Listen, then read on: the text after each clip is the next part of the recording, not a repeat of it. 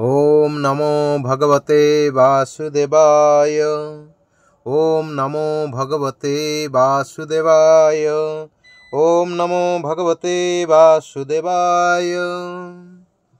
श्रीमद् भागवतम प्रथम स्कंद अथ चतुर्थाध्याय महर्षि व्यासदेवंकर असंतोष।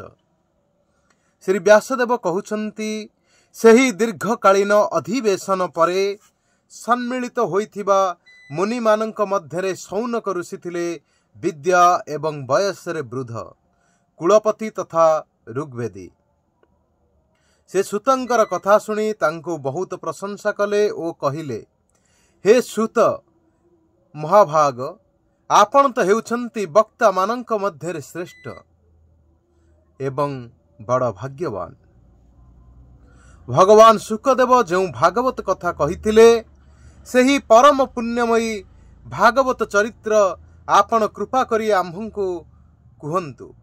एही चर्चा क्यों जुगरे क्यों स्थान रे काहीकि होइथिला एवं कहार प्रेरणा रे महर्षि कृष्ण द्वैपायन व्यास एही संहिता को रचना करिथिले ताहा दया करी आम्भंकु कुहंतु। व्यासंकर पुत्र शुकदेव गोस्वामी हेउछंती समदर्शी अखंड ब्रह्म दृष्टि संपन्न।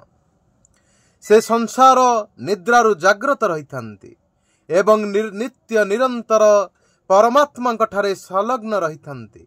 आत्मज्ञान रे मज्जी रहिथिबारु से अन्य मानंकु मूढ़ परि देखा जानती। पुआ सन्यास नहीं बण को पलाई जाउथिबा समय रे व्यासदेव तांकु फेराई आनिबा पाई तांको पछरे धाइले। जेतबळे सेही समय रे जल रे स्नान करुथिबा स्त्री माने दिगंबर शुकदेवंकु देखि सेमानंकर वस्त्र को पिंधिले नाही, अथच वस्त्र पिंधिथिबा व्यासदेवंकु देखि सेमाने लज्जारे वस्त्र को पिंधि पकाइले।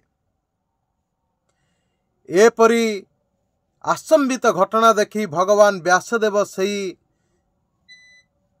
स्त्री मानंकु एहार कारण पचारिले एवं सेमाने कहिले, आपणक दृष्टि रे एबे भी स्त्री और पुरुषर भेद बा दैत्य भाव रही अछि, किंतु आपणकर पुत्रंकर रही अछि विशुद्ध ब्रह्म बुद्धि। श्री शुकदेव हेउछंती एपरी महान। से तो कुरु जंगाल देश रे पहुंची हस्तिनापुर रे पागल मुक जड़ंक परि विचरण करुथिले। सेठारे नगरवासी माने तांको चिन्हिले किपरि। पांडव नंदन राजश्री परीक्षित ओ मौनी शुकदेवंक मध्यरे एई संवाद किपरि आरंभ होइतिला, जहा फल कि एही भागवत संहितार प्रकटित हैला। कारण गोटिए गाई दुहिबाकू जेतिकी समय लागे महात्मा शुकदेव गृहस्थ मानक घरे मात्र सेतिकी समय प्रतीक्षा करी सेई गृह को तीर्थरे परिणत करि दियंती। ता छड़ा हे सुत महाराज, आमे सुनिछु अभिमन्यु नंदन परीक्षित थिले भगवानंकर जने उत्तम भक्त। तेणु आपण ताहांकर अत्यंत आश्चर्यजनकर जन्म और कर्मर वृत्तांत वर्णना करी आम्भंकु शुणांतु।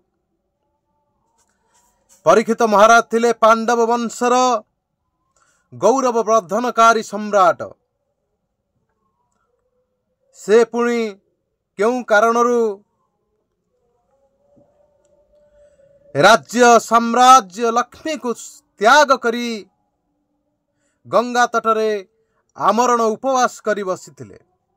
से तो थिले जने वीर युवक। तांकर शत्रु माने मध्य निज निजर मंगल पाई मध्य से पाद रखिथिबा पीढ़ा को नमस्कार करिबा पूर्वक ताकू अजस्र धनरत्न भेटी देउथिले। जो मानंकर जीवन भगवानंकर आश्रित सेमाने तो निस्वार्थ भावरे संसारर परम कल्याण निमंते तथा जगतर अभ्युदय और समृद्धि निमंते जीवन धारण करती। सेही दृष्टि मध्य परीक्षित अन्य मानंकर हित निमंते जीवन धारण करथिले। एपरी अवस्था भला से कहीं वैराग्य होई देह त्याग करदेले। हे महाराज, केवल वेदवाणी छड़ा अन्य समस्त शास्त्र रे आपण हेउछंती पारदर्शी पंडित। तेणु आमे जहाँ सबु पचारिलु कृपा करी आम्भ मानंकु से सबु विषय रे सुनांतु। सुतमुनि कहिले, चलित चतुर्युगीर तृतीय युग द्वापर रे महर्षि पराशरंक द्वारा वसुकन्या सत्यवती गर्भरु भगवानंकर कलावतार रूपे जोगीराज व्यासदेवंकर जन्म होइतिला। दिने सूर्योदय समय सरस्वती नदीर पवित्र जल स्नानादि सारी एकांतर पवित्र स्थान रे व्यासदेव बसी थांती। से निजर गभीर दृष्टि बल आगत भविष्यत कथा को जानी पारुथिले। निजर से विचक्षण दृष्टि बल से देखिले कालर प्रबल प्रभाव रे युग धर्म परिवर्तन देखा देलानी। काल प्रभाव रे प्रत्येक युगरे समस्त भौतिक वस्तुर शक्ति ह्रास पाई जाए। संसार लोके श्रद्धाहीन और शक्तिहीन हो जाती। दुर्बल बुद्धि हेतु ठीक रूपे कर्तव्य को से निर्णय करि पारंती नहीं। आयु मध्य कम हो जाए। लोकमानंकर एभरी दुर्भाग्य देखी महर्षि व्यासदेव निजर ज्ञान संपन्न अमोघ दृष्टि रे सबु वर्णाश्रमवासींकर मंगल किपरि हेब ताहा विचार करने को लगिले। सी देखिले वेदरे कुहा जाइथिबा चातुर्हत्य कर्म होता, अधुर्य, उद्गाता, ब्रह्मा एही चारि ऋतुजिंग द्वारा संपादित होइथिबा अग्निष्टोमादि यज्ञ को चातुर्हत्य कहते। लोकमानंकर हृदय को शुद्ध करे, जहाकु दृष्टि रखी यज्ञ विस्तार करने निमंते से वेद को चारि भाग विभक्त कले। व्यासदेवंक द्वारा ऋक् वेद, साम वेद, यजुर्वेद, अथर्व वेद एही चारि वेदर उद्धार हैला। इतिहास और पुराण को पंचम वेद कहा जाए। यही सब वेद मध्यरु पहिल अध्ययन कले ऋग्वेद। सामवेद किपरि गान करने को ताहा शिक्षा करी सेथिरे विद्वान हेले जैमिनी। यजुर्वेद एकमात्र स्नातक हेले वैशंपायन। अथर्व वेद प्रवीण हेले दारुण नंदन सुमंतु मुनि। इतिहास पुराण रे प्रथम स्नातक हेले मोर पिता रोमहर्षण। यही ऋषि माने निज निजर शाखा को आहुरी अनेक भाग रे विभक्त करिले। एहीपरि भाव रे शिष्य प्रशिष्य ओ सेमानंकर शिष्य मानंक द्वारा जो माने बा वेद माने बहु शाखा रे विभक्त होई गले।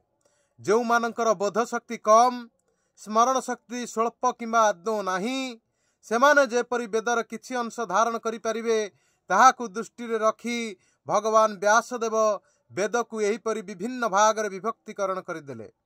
स्त्री, शूद्र और पतित दी जाति यही तीन वर्ग वेद श्रवणर अधिकारी होई नथिबारु कल्याणकारी शास्त्रोक्त